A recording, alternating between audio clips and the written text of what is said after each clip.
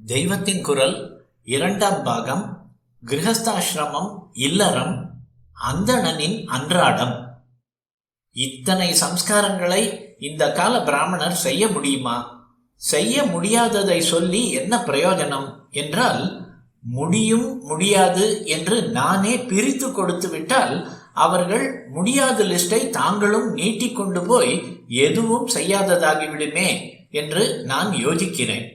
அதனால் இப்போது முடியுமோ முடியாதோ, பிராமணர்கள் ரிட்டையர் ஆன பிறகாவது அப்புறம் எக்ஸ்டென்ஷன், வேறு உத்தியோகம் என்று பறக்காமல் அவர்களுக்கான எல்லா அனுஷ்டானங்களையும் செய்ய பிரயத்தனம் செய்ய வேண்டும் என்ற அபிப்பிராயத்தில் சொல்கிறேன்.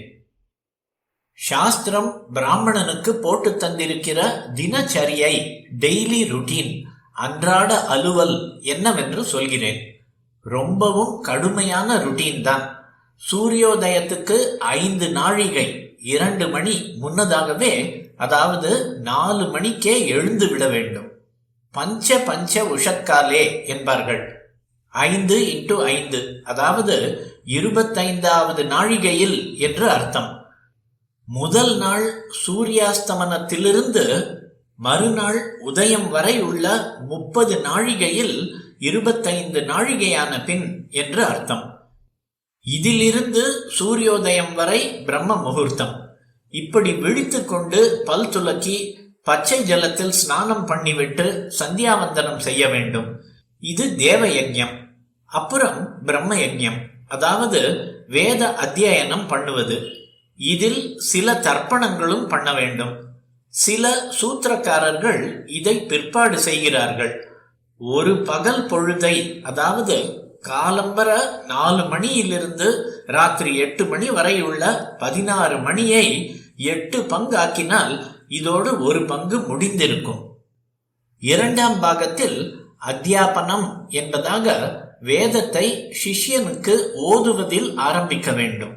அப்புறம் பூஜைக்கான புஷ்பங்களை தானே பறித்து வர வேண்டும்.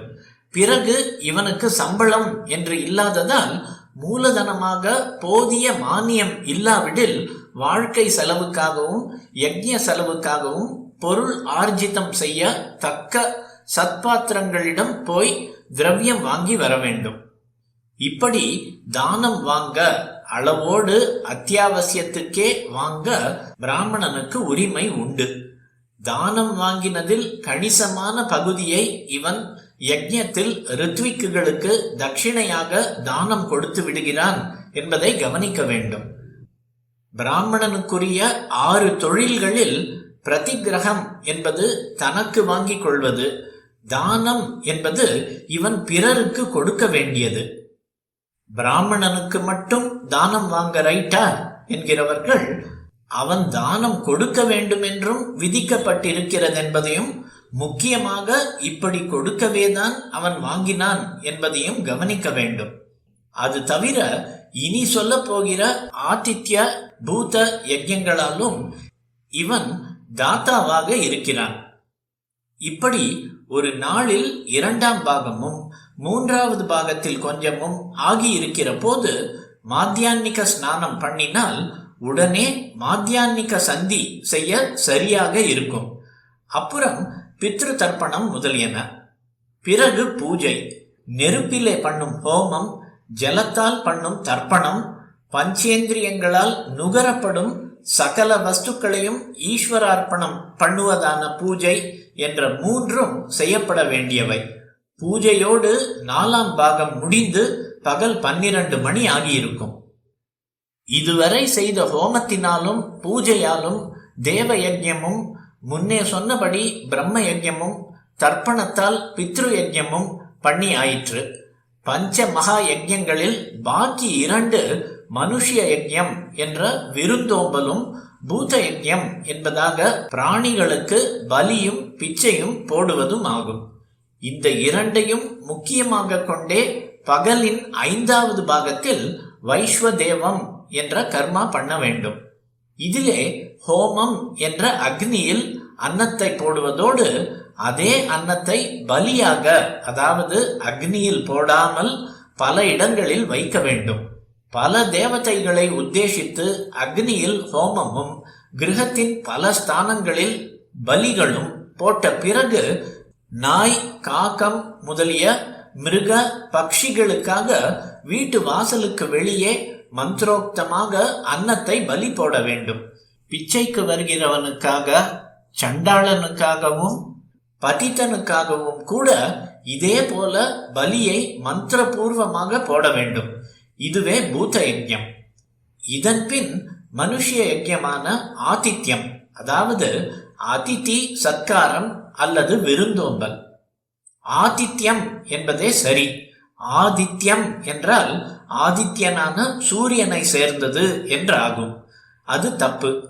எல்லாரும் ஆதித்யமும் வைஸ்வதேவமும் ஒழுங்காக செய்தால் வேலையில்லா பிரச்சனை, பிச்சைக்காரர் பிரச்சனை, திருட்டு என்ற மூன்றின் பாதிப்புமே வெகுவாக குறைந்துவிடும்.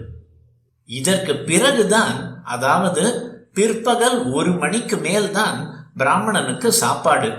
அதுவரை காபி, டிபன் கூடாது. மோர், க்ஷீரம் வேண்டுமானால் சாப்பிடலாம். இது நித்தியப்படி.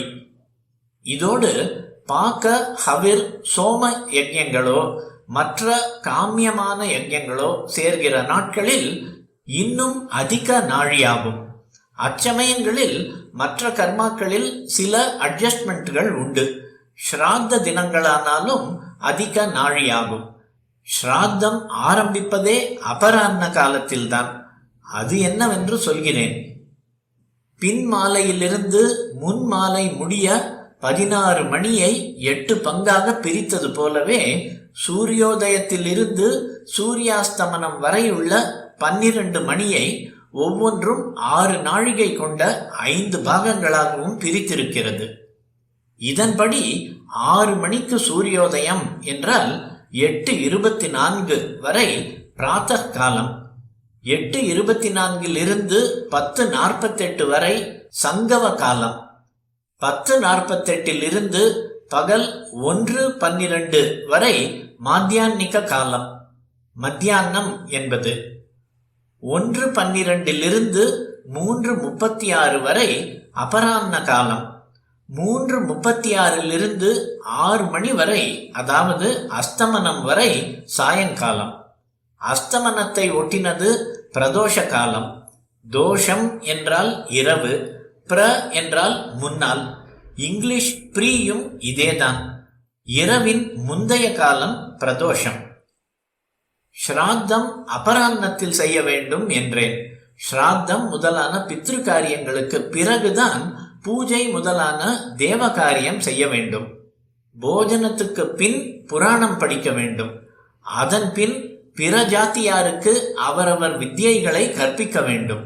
கொஞ்சம் கூட சிரம பரிகாரத்துக்கு பொழுதில்லாமல் மறுபடி சாயங்கால ஸ்நானம், சந்தியாவந்தனம், ஔபாசன அக்னிஹோத்திரம், மற்ற ஜபங்கள், இரவில் வைக்கிற வைஸ்வதேவம், சத்கதாஸ்ரவணம் இவற்றை செய்துவிட்டு அப்புறம் போஜனம் செய்து ஷயனிக்க போக வேண்டும்.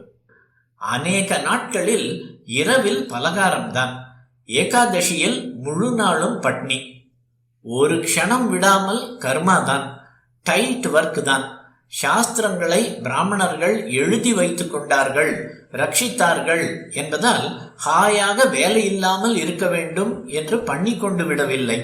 இடுப்பை உடைக்கிற மாதிரி வேலையும் மனசை துளி இப்படி அப்படி போகாமல் கட்டி போடுகிற நியமங்களையுமே வைத்துக் கொண்டார்கள். இப்போது 10 மணி ஆபீஸுக்கு போகிறவர்களும் பிரம்ம முகூர்த்தத்தில் எழுந்து ஔபாசன அக்னிஹோத்திர பிரம்ம யஜ்ஞம் வரையில் பழைய கிரமப்படியே முடித்து சங்கவ காலத்திலேயே 8:24 10:48 பூஜை மாத்தியான்னிகங்களை பண்ணிவிடலாம். மாத்தியான்னிகம் என்றே பெயர் இருந்தும் கால நிலைமையை உத்தேசித்து அதை சங்கவ காலத்தில் பண்ணலாம் என்கிறேன்.